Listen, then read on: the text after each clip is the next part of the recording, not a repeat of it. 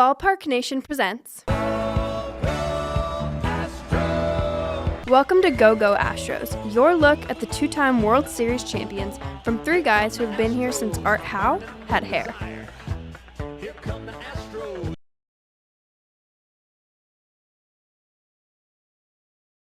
And welcome everybody back to the not live anymore edition of Go Astros. I'd like to thank Elon Musk for taking us back to the analog days. With us, as always, is Andy Tom Chesson and Brian Arbor. Andy, you're not live today. What's up with that, man?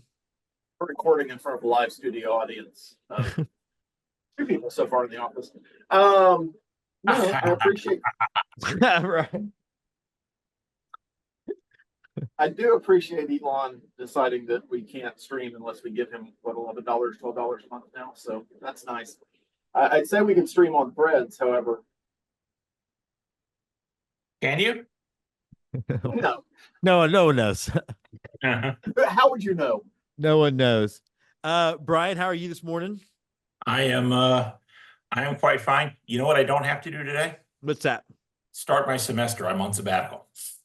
How long are you on sabbatical for? For the fall semester. So my What? thanks to the taxpayers of New York and New York State, New York City. That's such a sweet gig. So we should be getting daily articles on the Astros then. That's right. Yeah, your daily Substack will become that. We'll see that, or I do actually have to turn a book in on January 15th. So Well, good. How's the book coming? Have you started yet? Fortunately, I have started. Finishing is the problem. Okay. Well, since we have last aired or last been on the show, the Astros have played 7 games. They've only won 3 of them. However, really and truly, they could have easily won 3 of the other ones, including obviously the 2 losses in Baltimore. Not the run we were hoping for this week, especially with how tough the competition was, but not the worst, especially because I think the Mariners are just a crumbling shell of themselves. That they've gone 3-4 over the last week and lost exactly 1 game in the standings. Andy, what's your takeaway of these last 7 games, particularly the 2 middle ones in Baltimore? Ugh. Considering we still don't have Kyle Tucker, who will be back in early September, but he's not running. So the breaking news is Spada heard good things. Yes, in a long text, and no one's ever exaggerated something in a text before. Nope. But the last line of that was, he's still not running. So provided we can wheel him around the bases in case he gets a hit, but I think differently abled people should be able to play baseball. It is a sport for everyone. Considering Tucker's been out, considering Alvarez woke up with a sore neck Saturday morning, considering that our starting pitching has been a little bit iffy this last week, and the bullpen has made some uncharacteristic bad things, and 500's about what I would have hoped for coming out of this week. You still have a chance to redeem that a little bit with this trip to Philadelphia starting tonight, but I'm not disappointed outside of the idea that it could have been better. Easily could have been a 4-3 week, could have been a 5-2 week. Unfortunately, we're sitting at 3-4. The good news is, as you said, the Mariners don't seem to be able to mount an offense for more than 1 game at a time. Winning a series against the Giants looks to me like kind of a dead cat bounce because they changed their managers, which is always a sign that your team, everything's going well with your organization, franchise, and firing your manager in August. So it's could have been better, but not the worst week. Yeah, I actually watched that entire series, and I don't know that I've ever seen one series in which a team got handed more runs than the Mariners did between bases loaded walks and bases loaded hits batsmen. We're going to get to that in 1 second, though. But Brian, overall, your take on the week? Yeah, I think it was we as humans have this negativity bias, and that's useful for our ancestors not getting trampled by woolly mammoths. Welcome to the Anthropology Hour with Brian Arbor. It means that we tend to latch on to, they were 1-3 in 1-run games this week, or the equivalent of 1-run games. I guess it was a 2-run game, where essentially, the 2 losses in Baltimore were on 1 single play, right? Singleton makes a better play. They get out of the inning. They don't get the bases loaded triple. Santander has this wonder swing, which my fantasy team appreciated for the Grand Slam, that you're not supposed to hit a ball like that. But anyway, overall, unless the Mariners get on a big winning streak, the Astros are in control of this division.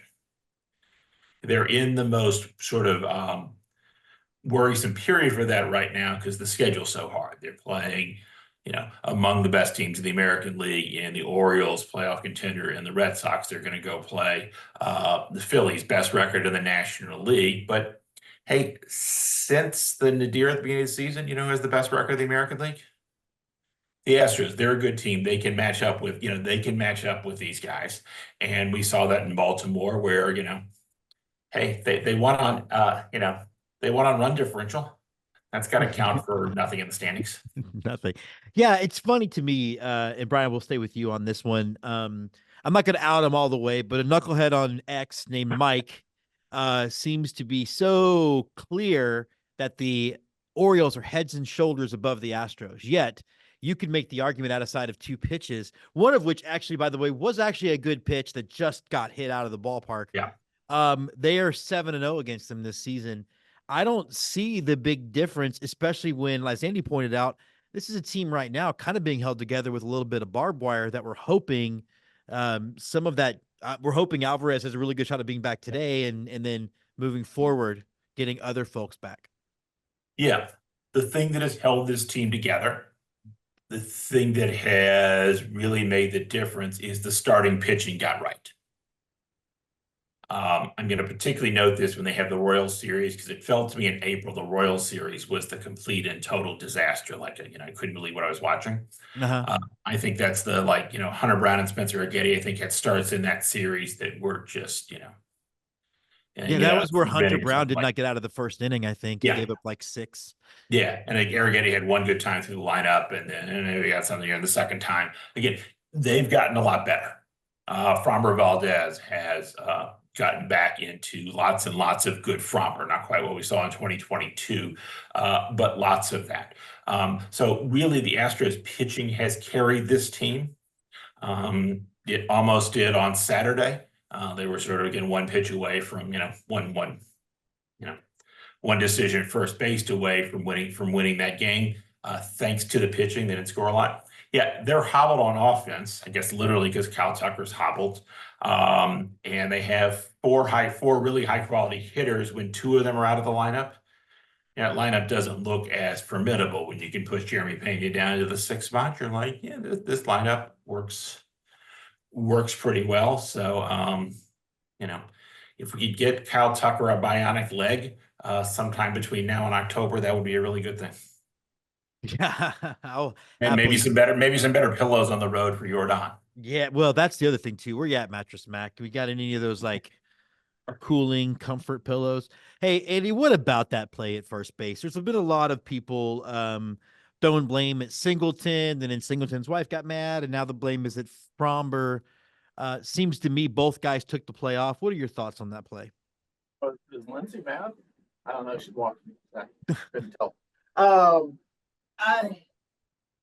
It was Framber didn't cover. Singleton should have charged the ball. There was blame to be placed all the way around. I think the thing I took away from that game and that play was how thin the margin is between winning a game at this level and losing a game at this level, because it literally was one play. The Astros played really well most of the rest of that game, and really most of the rest of the series outside of 2 little sequences. We went 5-2 against the Orioles this year. I think we're probably one of few teams that have a winning record against the Orioles this year. As a matter of fact, outside of the Yankees, we have winning records against everybody in the greatest division in all of baseball in the AL East. That's what I was told. Yeah. ESPN has told me that a number of times. And I would, be willing to bet that the Yankees wouldn't be thrilled about seeing us in a playoff series. So there's blame to go around for that. I think we've finally got to get to the realization that Singleton is a stopgap at first base. I know there are guys that love his story. I know there are fans that are really rooting for him to do well, but he is very clearly limited on both sides of the field. He's not a great fielder. He never has been a great fielder. That hasn't gotten better with 10 years of age. And he's a 230 hitter. This is his best season ever. This is what you're getting. If he's rolling out as our starting first baseman next year, that's a problem, because that means the Astros have completely whiffed on anything to address that very large weakness that has existed in our franchise for now 3 seasons. Or what will it be, 3 seasons? So it's, I don't want to put too much blame on the one player, because it takes a team to lose a game, and frankly, we could have scored more runs. Probably I mean, we had the bugaboo of runners on third, less than 2 outs, not getting him home. But it did just strike me how close the margin is when you're playing high quality teams, and how everything needs to go right for a win to happen, or at least to minimize damages. And we didn't do that again in that play. Yeah, and it seems to me too on that play. I don't want to belabor the point too much on it, but it seems to me it was a combination of probably mental error by Fromber for not getting over, and the fact is that Singleton is an old guy for baseball standards and a large guy for baseball standards, and not necessarily super athletic there at first base. And so who knows what could have gone, how that could have been different. Well, I would also say that if you're picking 2 of the worst defensive players in baseball, Fromber and John Singleton would have to be right up there. And the combination of the 2 of them, nothing good could happen. Yeah. Speaking of nothing great happening, I don't think I've seen anybody hit a wall like that since Wile E. Coyote ran straight into the canyon, chasing the Roadrunner. Is he alive? I mean, are you surprised, Andy, we didn't see a Dubon shaped hole in the ballpark out there? I mean, he literally hit that thing full speed. There was no slowing down. Well, the good news is Joe Espada said he's okay. The bad news is I fully expect him to wake up today with discomfort and probably a sore neck. And if he has a sore neck, he might be out for the season, because that's how the Astros do business. Plus, this would be a sore neck that we could understand. It would be legitimate. Yeah. It's not just I slept on it wrong. And frankly, back to this whole gallery furniture thing, can we not find beds where people stop sleeping on things wrong at this point in 2024? Justin Verlander, Alex Bregman. I'm sure Kyle Tucker has discomfort while he sleeps because his leg has fallen off. There's just, and it seems to be the thing that it has replaced the generic discomfort. Now we have stiff neck. I have a stiff neck. I've had a stiff neck for 22 years. I still manage to get up and go to work every day. Yeah, no, totally. But yeah, Dubon was, it was an incredibly impressive play. The fact that it did not make ESPN's top 10 plays of the day, which the game was on their channel, just kind of blows my mind. But I expect nothing less from these. Oh, that to me screams editor had a hot date. He got that thing done by 4:00 and was out the door. 100%. I'm sorry, you still watch Sports Center? You know it's 2024. No, Twitter told me that it wasn't on there, so I believe them. Actually, same. Yeah, that's how I found out about it too. Brian, though, your thoughts on that play? What were you thinking when it happened? Yeah, one completely unrelated ESPN thought. Stephen A. Smith seems to have no opinions on baseball, and thank goodness. 2.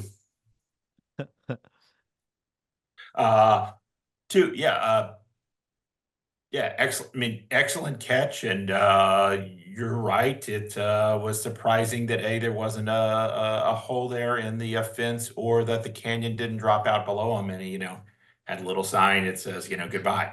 And a very helpful catch to the effort, because again, the bullpen was shaky, and part of that is Presley's out, and Presley's been shaky with the back, and probably this is 2 weeks of just not doing much for him. That is going to be quite useful.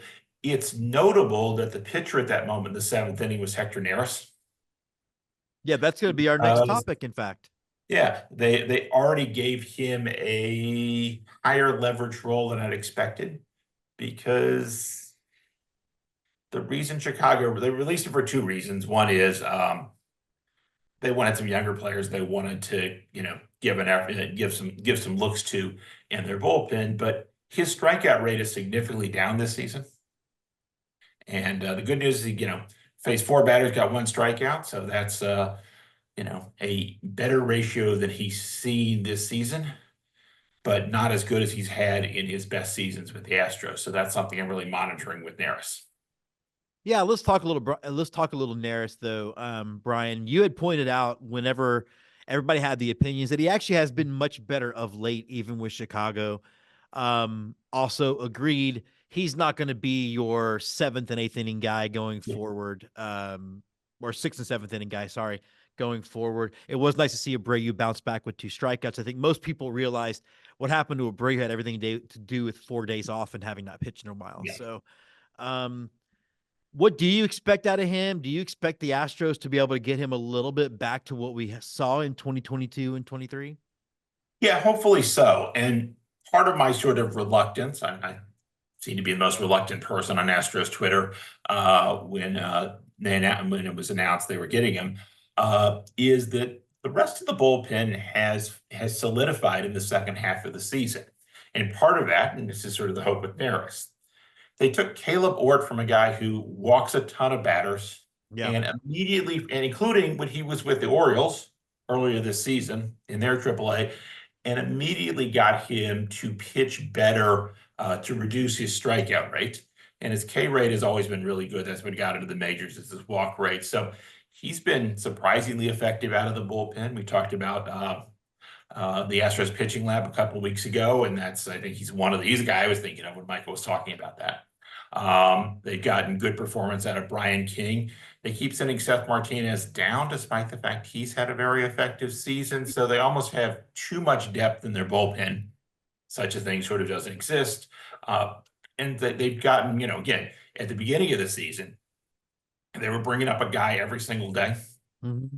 Yeah. In large part, because to go back to what we talked about, when Hunter Brown and Blair Hindley go, get a total of 3 outs, you've got to cover a lot of that. So broadly, I think my skepticism on the Nerris signing is they don't need him from a baseball standpoint. I know one of the arguments for Nerris is everyone likes him. He's a really good guy. He's a leader in that bullpen. And that's obviously, that has value. It's really hard for me to evaluate that from the outside, but that's part of the positive case for Nerris. So vibes, Andy. I don't think it's just vibes. It's not quite, he's not quite a deck chair in my ongoing use of that parlance, but I will say that he's probably going to be better in a playoff situation than a Brian King. And so you're looking at having 13 guys who are going to be effective in series baseball, where you're going to see a team a lot over the course of 5 or 7 games. And so Hector Nerris, I think, is a plus from that perspective. Digging a little bit into his numbers, and I know it's not the be-all, end-all, because he walked way too many guys while he was with Chicago this year. That was one of his big issues. He also had a dramatically worse defense behind him in Chicago than he has in Houston. Oh, as we saw last night. Yeah. Well, we're a little bit down in Houston, because we're not one of the top 5 teams. We're number 6. And I know defensive rankings are what they are, but as far as defensive efficiency rankings, we're the 6th best team in baseball this year. The Cubs were 16th. We will turn more double plays. We will have fewer errors. And that enables a guy like Nerris, who does allow a lot of traffic. He allowed a lot of traffic when he was in Houston, frankly, compared to some of the other pitchers. But he was able to get out of it a lot because he had a very good team behind him that could minimize the damage. And I expect that to continue. He's not, when we get to the playoffs, going to be a 7th, 8th, 9th inning guy. But right now, with Ryan Presley out, and we don't know exactly when he's coming back, maybe it's next week. Maybe they give him a few extra days to rest, because I really do think that IL stint, as Brian alluded to, was hey, why don't you get right for the last month and a half of the season? Right. Versus really, it's kind of one of those, if the playoffs were today, he could play. That's kind of where I took that injury. So I think Nerris fills that role, but I think he's a guy that you can throw in an absolute shit show if you're, the pitcher before him puts a bunch of guys on. He doesn't necessarily need a clean inning to be effective. And he's one of the few guys we've seen that doesn't need a clean inning to be effective out of our bullpen. And so from that perspective, is he one of the best 13 pitchers that we could take to the playoffs? Probably. So we upgraded. You don't have to consider taking Sean Dubon to the playoffs now. Yeah, I mean that's really it too, right, Brian? Like that, like take everything else. It makes the bottom end of that bullpen better, and it now makes the bullpen feel much more like an actual strength. When part of 2022's the beauty of it was it didn't really matter where you threw people, that there was enough talent in that bullpen that the decisions were made a lot easier because everybody was super effective. It's at least a step in that direction. I'm also with you on Ort. It's why they could go. It's why they go 18 innings to wait for Jeremy Pena to hit one off of Penn Murphy. Yeah, and win a 1-0 game, right? Like, what I'm was really impressed with is Ort, like you said. Although I've noticed that Ort's really effective for one inning and then immediately ineffective if they push him to the second one. Well, maybe now you don't have to do that as much. Yeah. And the other thing about the playoffs too is I'm not sure any of the Astros starters are worth pushing much into a third time through the order. They're going to need to be more reliant on the middle guys in their bullpen to get through it'll look more like 2021, where they need middle guys to get through the 4th, 5th, and 6th innings before they can hand it over to Abreu, Presley, and Hader, where you have a lot of confidence, particularly, Ryan Presley in the playoffs, I always have confidence in because he's got an awesome track record. Yeah. On that. So yeah, I mean, I also expect Spencer Arrighetti to be in the bullpen during the playoffs, and I've always been optimistic about that scenario. In the current Spencer Arrighetti. So again, we'll see. We'll talk about that more details as we get closer to the playoffs. But there's it's a bullpen arm. The worst case scenarios are relatively small, and they don't owe him any money. And he's been fine in Chicago. He has a league average ERA. It's not a disaster. It's not something disastrous. But to me, there's sort of worrisome signs. It's something to think about too in the offseason on whether they bring it back next year or not. But also add that this is probably not the last bullpen move we're going to see over these last 34 games, 33 games, whatever's left, because you still have Penn Murphy, who the Astros are expecting to be back after Labor Day. Kendall Graveman is still out there as a possibility of showing up on this roster. And I am loath to bring this up, but knocking on wood first. I know what you're going to say. Knock on wood. Whitley is kind of dominating Sugarland right now. Forrest Whitley's dominating Sugarland right now. Yeah. And if he's a guy who can come in and give you an inning here and there with 99-mile-an-hour stuff, and his breaking ball seems to be on point, and he seems to be able to locate it, which has not always been the case for him. That's a weapon, and it's a weapon that nobody will have a real good book on, which is always valuable in the playoffs. Which I do think is why they're waiting until September to even worry about bringing him up. And they get an extra roster spot, by the way, later this week. Yeah, so for another bullpen arm. I do think that the worst case is that Hector Nerris is only on the roster long enough to have Seattle come to Houston so he can throw at somebody. What was it? The Rangers fans were saying? I trust Hector Nerris in that brawl. Yeah, Other guys in the bullpen, I'm not really sure about, but Hector Nerris, I do trust in that brawl. Well, there also is something too, though. But to that, Andy, one of the characteristics I like about Nerris, it's not something you can track with, but he does pitch with some testicles. Like, he's not afraid to go at people. Part of what our issue's been this year has been a lot of these relievers want to nibble, and they nibble and they nibble, and then they end up walking a bunch of guys. Where Nerris is at least not afraid to kind of go at you and get a little mix it up with you a little bit. He did it last night. His first pitch to the first batter he saw was about 8 inches inside at the neck. Yeah. So it works for him. Protect your neck when Hector Nerris is on the mound. That's right. All right, well, guys, that means we beat around the bush for about 20 minutes before we talk about the topic that I think is probably the most painful for us to talk about this season, and that is, Andy, you pointed it out. You noticed in one of the shots on the dugout that Chaz just looks defeated. He looks he's just not having fun out there. He looks like he's beaten down by this year, and that's Chaz McCormick, who I think is now having numbers even worse than what Abreu was sporting before he got kicked off or DFA'd. Overall, man, what do you think is going on with Chaz McCormick, who is an Astros hero no matter what happens? But I mean, I think, and I hate being this guy because I have nothing against Chaz McCormick. Again, one of the great moments of Astros fandom was him making that catch in Game 6 of the World Series. I mean, there is very little that anybody could say negative about him from a standpoint of where his place is in Astros lore. Having said that, it is very possible that the Astros had maximized what they were going to get out of him and held on to him just a little bit too long, because whatever's going on with him, whether it is an injury that he's playing through or just a deterioration of skills, which does happen to guys even before they hit 35, he's just not able to get around on fastballs. He's not able to be the player he was. It's affecting his defense. Last night, what you were referring to, Jim, was this idea that we had just hit back-to-back home runs. We coughed up a lead, but then got it back. And everybody was up in the dugout happy and smiling, and Chaz, and I didn't see the full exchange, but Chaz was sitting on the bench with kind of a 1,000-yard stare, just not with the team mentally. You're seeing it when he's on the field. You're seeing it at bats. He's just letting pitches go by that even in the past he would have swung at.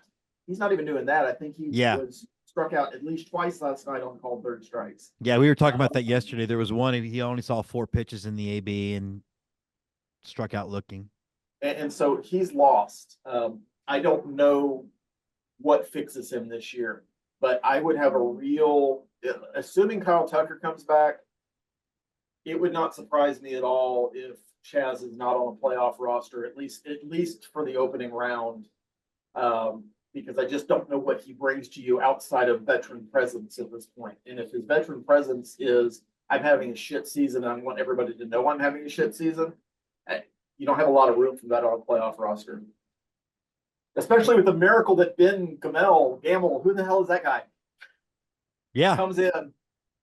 My favorite is, one of my favorite guys on Astros Twitter is San Antonio Tim, and he just had said something about how Gamble needs to keep playing, and it was after his first game, and there was a lot about, it's just one game, and I tried to help explain Tim's point, which was, we're trying to find a hot hand out there, and right now the hot hand was that guy because the other options were nothing, and that's what happens when you throw shit at a wall, and Gamble's he's not only is he hitting, he's walking, he's having good at bats. But Brian, just what are you seeing out of, like, particularly statistically, even out of what's going on with McCormick? Because I mean, he's got an OPS now. I think it's under 600. Yeah, it's under 600. He's a negative. He's a below replacement player. This season, it's less that his strikeout rate has sort of, we're talking about all these strikeouts here, but his strikeout rate this season is 28.9%. That's not good. League average is 22, but it's 3% higher than last year. It's not like his sort of that his walk rate's a little bit down here, but it's mostly when he hits the ball, it's not going anywhere. And I don't really sort of know what that is other than, at this point, I'm not sure what's there. I mean, he does provide you better defense than some other alternatives, including Gamble, who is projected to be a pretty good hitter, but his defensive value throughout his career isn't good. On a similar front, the Dodgers DFA Jason Hayward this week. Similar kind of player where he can't play center field, and this gets to maybe an issue for the Astros, but another player I think the Astros should take a look at to try to address their outfield corner issue, because, unsurprisingly, you take out one of the best players in the league, it's not as good, and McCormick's been down, and Mauricio Dubon has hit like Mauricio Dubon. And he hit a wall like Mauricio Dubon too. So that's I wasn't going to say that, but which is he. I was watching the StatCast broadcast last night, and they were pointing out when Dubon was up that there was no way between him and the Orioles pitcher, who's not a big strikeout guy, there was no way there was going to be a strikeout, a walk, or a home run, one of the 3 true outcomes. The ball was going to be in play and hit a single that at bat. So, got to that. That's the one who got the 3-2 pitch when they were quite nervous. There was sort of big drama in this. Yeah, it's been a big issue because, it's been a big issue. And, you ask the question, how are the Astros doing it with Cal Tucker out? The answer is the pitching's got better. They haven't sort of responded offensively. I guess the other thing offensively is, Cal Tucker was the only of the 4 superstar hitters who was hitting like a superstar earlier in the season. Yeah. And that's improved greatly from the other 3 guys.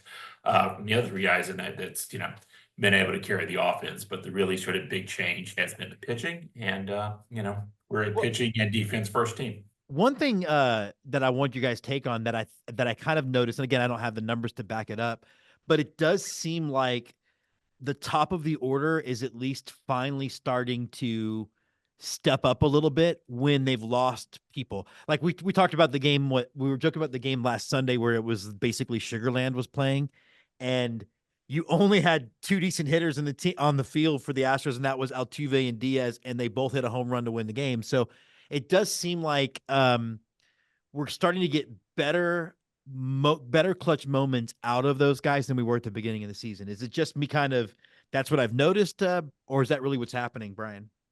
No, particularly with Yainer Diaz, as he struggled for the first 2 months of the season, by the way, like he did in 2023. So, he may have some of that Alec Bregman disease that spring flowers bring slumping offense. But he gets to the summer and, Is it catching? Do they have to wear anything to prevent it from going to other? Look, if they could figure this out, they really sort of should, right? But so it's sort of a big that's sort of a big part of it. And then the rest of the offense is the other thing to note about the rest of the offense is there's no black hole. There's not a lot of good hitters in the rest of the offense, but there's no one hitting except when Chaz is in the lineup. There's no sort of black hole in the offense. And so you can get something out of the rest of the offense. And so, that's not, but it's the bottom of the lineup. Of course, it's not going to be that, I think we're spoiled too, because I watched the 2019 team and Josh Reddick hit 9th. Yeah, right. Andy, what do you think, man, about just how the offense has kind of evolved a little bit over the last couple of weeks, especially? First of all, not hitting is like a disease. It's contagious as syphilis. That's your natural man. I'm not here to listen to that, Randy. Isn't that the rest? I think part of it is that nobody else in the lineup is doing anything remarkable. So when you get performances from Yainer and Altuve and Alvarez when he's playing, it does stand out a little bit. Bregman is the one who very clearly is playing through some pain, playing through some issues. To me, that has really kind of turned his season around. Yainer warmed up, and Yainer got a lot of unnecessary criticism, and maybe some of it was necessary because he was not playing well the first couple of months of the season, it felt like. But he's been very consistent, and he's starting to understand a little bit more how pitchers are pitching him. He is still going to be the guy that we all shake our head at, that wildly swings at 3 pitches nowhere near the zone at times. But he's minimized that over the last couple of months, and that's helped his approach and helped him be a lot more effective. So that's good. it's great for the Astros. I'm ready for September Altuve. August Altuve is usually a beating. He just is. And it has been. Honestly, it has been. Bregman has his April. Bregman has his Aprils and Mays sometimes. Altuve has August. But September Altuve is pretty good. I like September Altuve a lot. And you're starting to see signs of it, even though he broke his streak at Camden Yards last night. He is a player who 33 career games up until last night had been on base 33 games in a row. Huh. And if you don't know that, it's because I watched the ESPN broadcast and they mentioned it every at bat. He did not reach base last night, broke the streak at 33 games, but that's really, really kind of an impressive feat. Altuve is also on a weird, I don't think anybody thinks he's had a fantastic season. He's got an outside shot at 200 hits this year. I think he's on pace for like 197, 198 right now. If he goes on a little tear, that's going to bump up. That's incredible for a 34-year-old. And it certainly helps, when you're overcoming a COVID season, when you're trying to get to a certain counting stat. But it also helps the Astros. When Altuve's on base, they tend to win games a lot more than when he doesn't get on base. Having said all that, we've gotten contributions. We've kind of made it through and played really well. because of defense and pitching, like Brian mentioned, I'll be a whole lot happier when I see Kyle Tucker and Gordon Alvarez in the lineup on a consistent basis. And that sounds like it might be after Labor Day for both of them. Alvarez should be back hopefully tonight.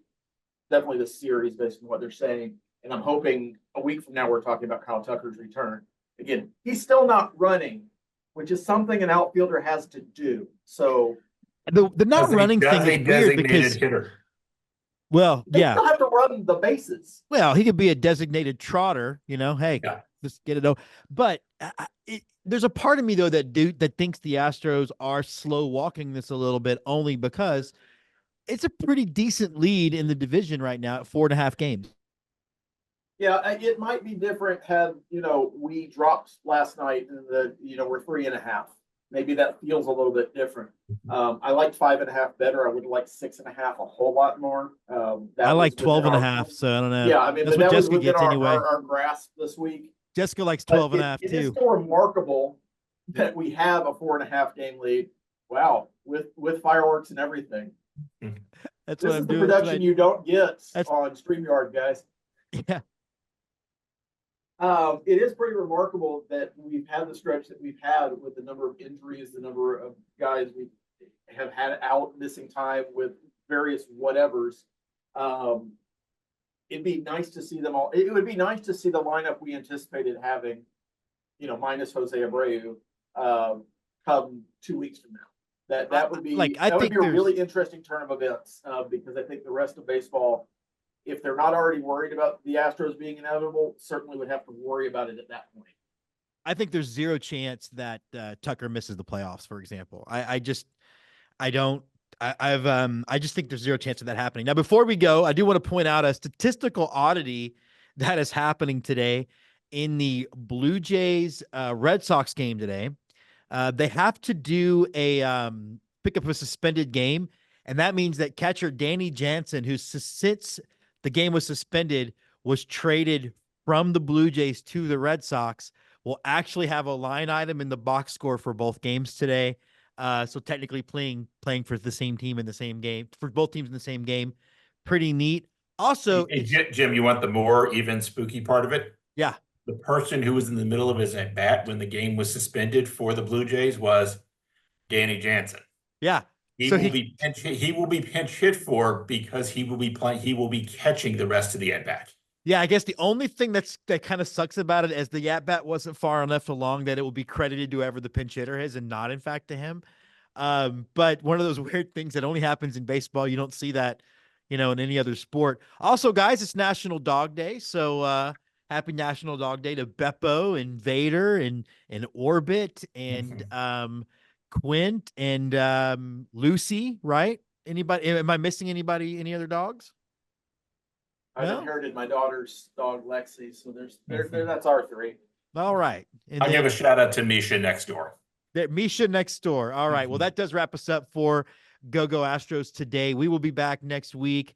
Who knows on what format? Maybe by then we're going to be back on I don't know. We might be doing smoke signals. But for Andy and for Brian, I'm Jim. Good weekend this week. We've got Philadelphia's coming up first, and then we're going to be facing Kansas City, which has me more nervous than it should be. But I have a lot of confidence in our team, and Go Astros.